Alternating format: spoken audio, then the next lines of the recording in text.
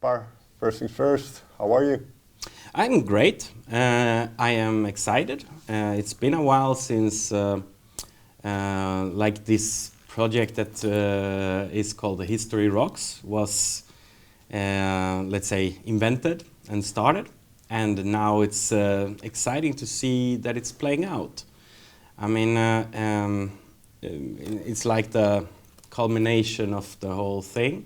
And it's also at the time when we are sort of, for the band, saying goodbye for now, for the time period of the First World War, which we have been covering with 2 albums and a couple of other tracks. And for a few years we have been in this time period.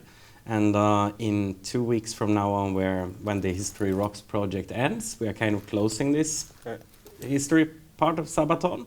And looking forward to go somewhere else. About History Rocks, because I find it very interesting. We're here in the museum and you're showing a movie, and it's kind of about the education of a new generation of history fans, in a sense, and then combined with music. This idea of History Rocks and kind of the educational element that the band has, when did that become apparent to you? So, when we started to write the songs about history 2 decades ago, we never thought about that. We just thought that we want to write about something that was more interesting than something we made up or are about our own lives. Or we couldn't come up with something that felt more interesting for us to do. So we just did it for our own ego, so to say. And then as time goes, and passing, and we make more and more records with it, we get feedback from people like, you helped me, I learned something from you, and we're like, okay, that's great. It was never our intention, but okay. And as band grows, we also get more resources to do various things around the songs. So it's a natural, I would say, evolution. Like, first and foremost, we are a rock band who writes songs, and we do everything we can to write the best song we can possibly do, and then we go and play it live.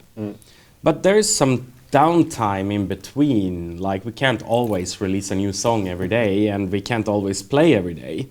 So there's downtimes. And then, when we have sort of used all the possible means of I'd say marketing or promoted a song in the metal way, in the rock world like that, then we realized that we have the song can get a secondary life by exploring and the more historical part of it. And this we did in the beginning by maybe some adding some elements to a video or something like that, but now, as the resources grow with the band, we are able to do more extensive work with this. Leading to the Sabaton History channel, which is our YouTube channel, where we have produced more than 120 documentary films now. And that's one thing, and we have also all the historical articles on our website. And we produce these what we call Sabaton animated story movies, which is basically an animation of a music video with some extended background information. Yeah. And we saw that they were pretty popular and a different way for a lot of fans to understand the story behind it. And we do them with an animation studio called Yarnhub.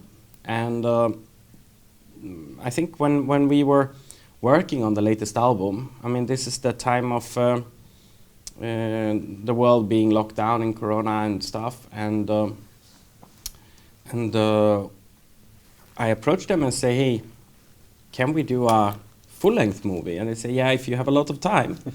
And I said, I think we actually do, because we're not going to go on tour for a while. So, and then we started to build it at the same time, kind of as we were writing the songs for the album. So once the song was ready, we started to work on how we incorporate it into the story and how we do the visuals for it.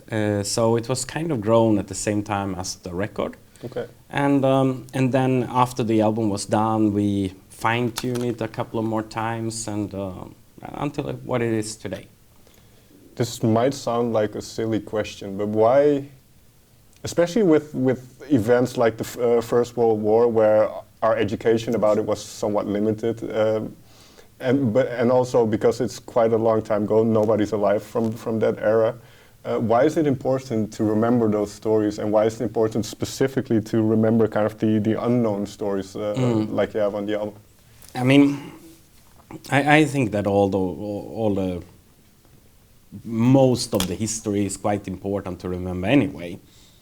And as you said, yes, the First World War is a little bit overshadowed. And when we grew up in Sweden, so we studied Second World War, and then it's more or less like this little thing.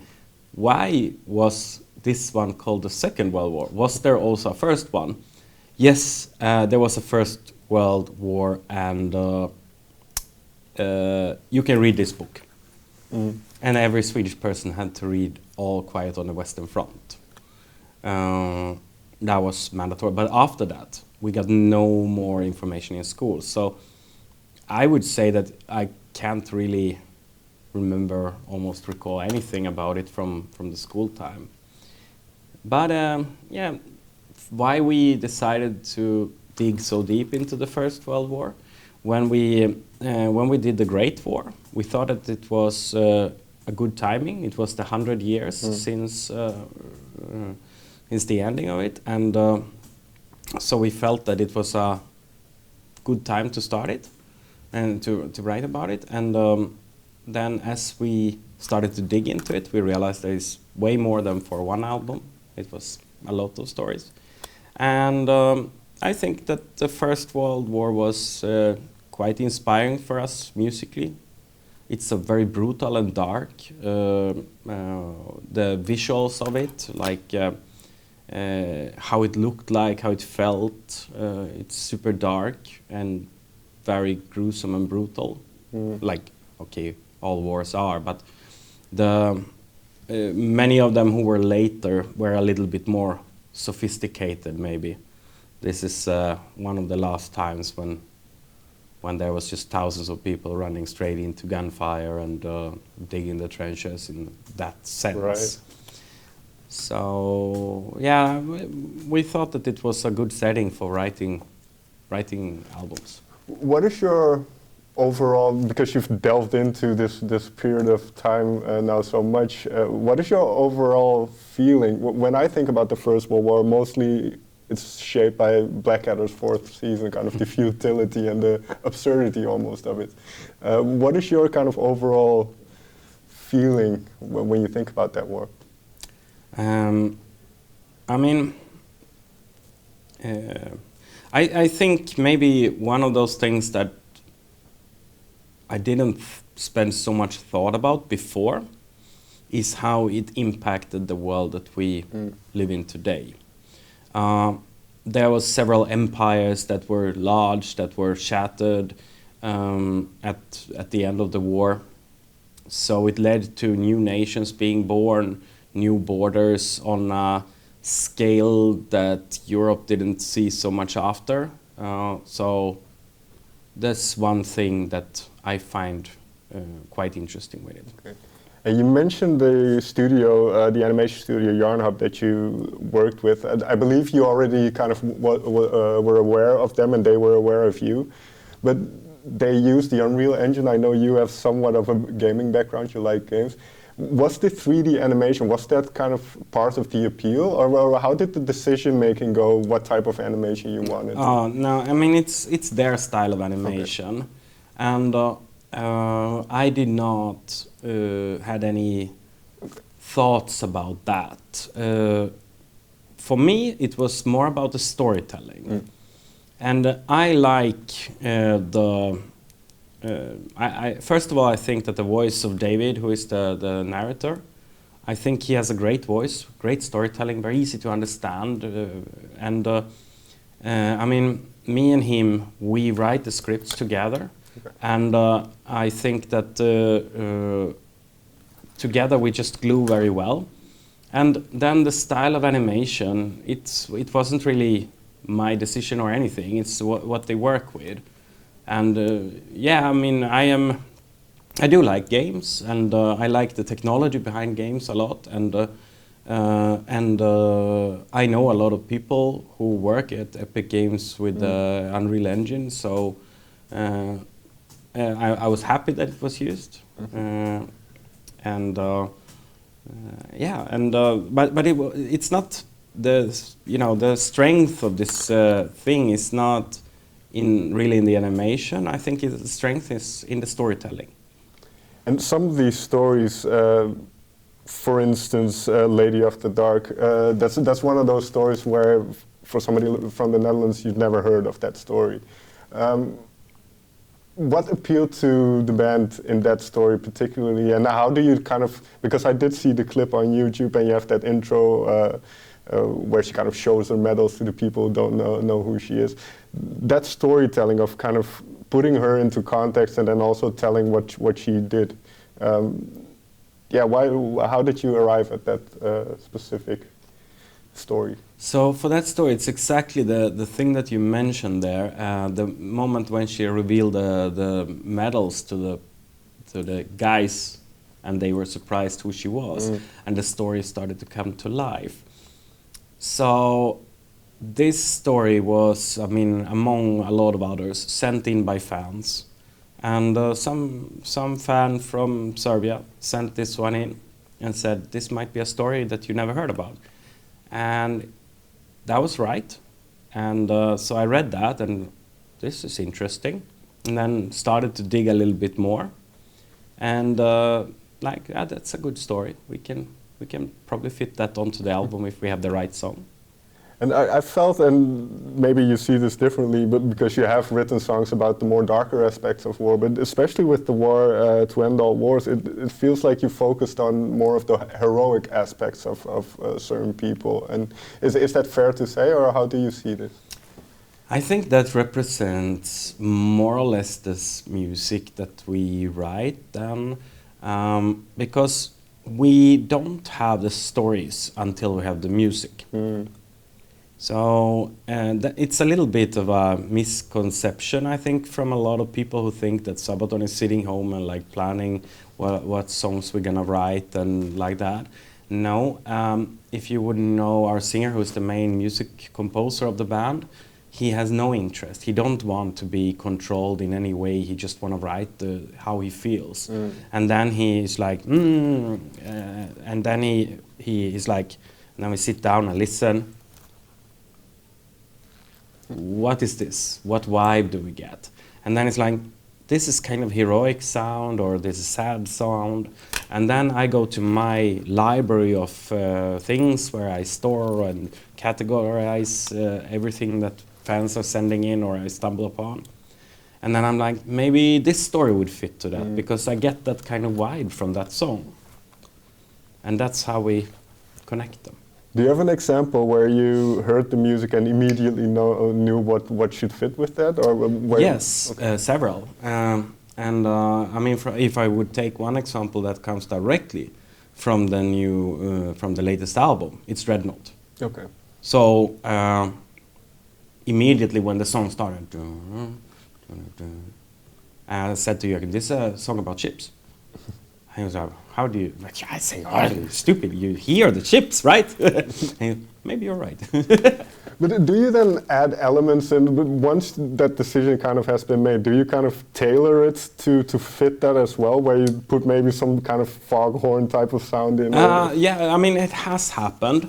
It has happened that we have changed it a little bit. One of those examples would be Blood of Bannockburn, where it was a completely different idea for that song that was first idea, and we started to write lyrics, and then we changed the whole album idea. And then when I was like, I have an idea for this one, but we're gonna need bagpipes because it's about Scotland. So then we needed to go in and replace some parts of the song that was actually supposed to be played by Hammond organ in that song, but it became bagpipes instead. whenever you do these kind of, I don't know, projects is maybe not the right word, but it is very encompassing. Like you mentioned earlier, it's like the last couple of years have been in the mind of the First World War. I remember when I was in university, we had a class about the Second World War and about the Holocaust and all that stuff. And I noticed that my mind started to sit in that world, so to say, in that negative world. Do you ever kind of feel like, how should I put this, that your mind is too involved in kind of that negative side of humanity? Yes, yes. And I think, for good and bad, that we have digged so deep into the world's history, we also sort of get an understanding of world politics, which I would think that is one of the important things about people should know about history. So you shouldn't really go and say, we don't like the guys, our neighbors or whatever, or the guys on the other side of the border or whatever. I don't really know why, but I don't like them, and they don't like us. If you know about history, you probably know why you like them, and you know why the world has borders between every country, and even why there is countries, and by understanding that, I think that you like see the world less. I don't know how to say, but less one-sided. And very often, I can look at some kind of conflict, and even if I'm like, this is pretty clear like that, but I do have to understand that there are always different sides. And for every border that is like the peaceful border between Sweden and Norway now, for example, it wasn't peaceful once upon a time, and sure. There is a reason why the border goes exactly where it is, and it's important to understand that, I think, and to understand the history of our humanity. Hopefully to avoid to get into these things again. I mean, I would love that there is a peaceful border between every country for the rest of the time. Well, unfortunately, looking at the news, it's not happening soon, I think. It's not happened in the past, millennia, and I'm doubtful that humans gonna be peaceful in the future either. So we'll just find new ways of doing war. Well, that's an interesting point, because there's this talk over voice in the song Versailles, and one of the things she says is, war will never entirely die. It will evolve, it will change, and it will return sooner than we think. So as a band, or you can take it personally as well, but are you optimistic kind of about humanity in a sense? I have hopes that humans will evolve into something better, but at this specific speech that I wrote for that ending there, it is more like this is kind of a hint to Second World War, because where the world ended after the First World War, the situations that how it ended was the growing point of why there was a second one. Sure. So that's what those words refer to. But I tend to, I try to be more positive. I don't want to watch, but I do watch too many news, and and it's sad sometimes to see. We have to think that, hopefully we have put the worst of times behind us, though. Hopefully there won't be a third world war, that we only had two. More than enough, I think. More than enough.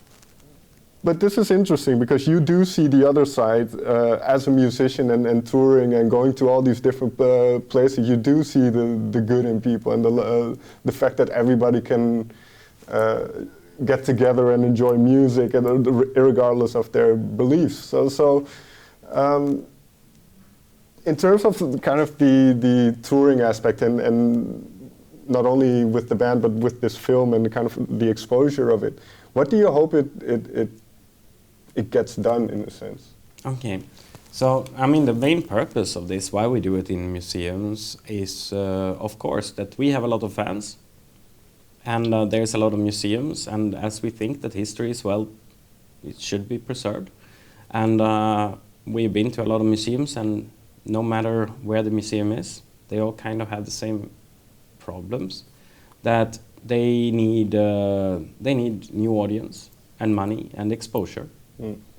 And so we have a lot of fans, and by sort of forcing our fans to go to support their local museum, it's our little way of contributing to the museums to give them a new audience.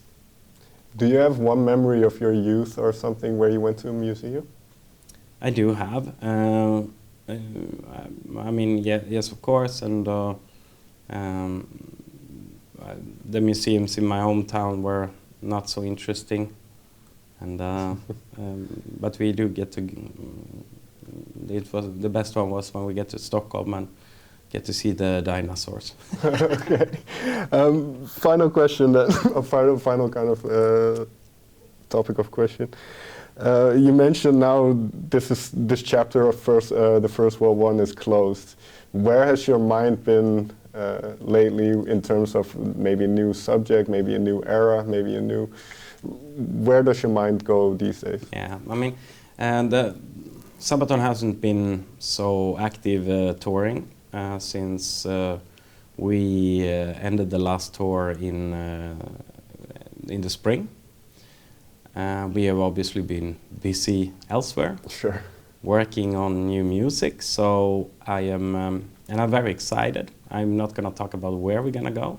I just say, okay, we can confirm that we are moving away from the First World War, and we are going somewhere else in the history, because we will still sing about history. Sure. And we are very excited about the topic that we have chosen. We are going to the studio in beginning of next year. Okay. So and it already feels very exciting.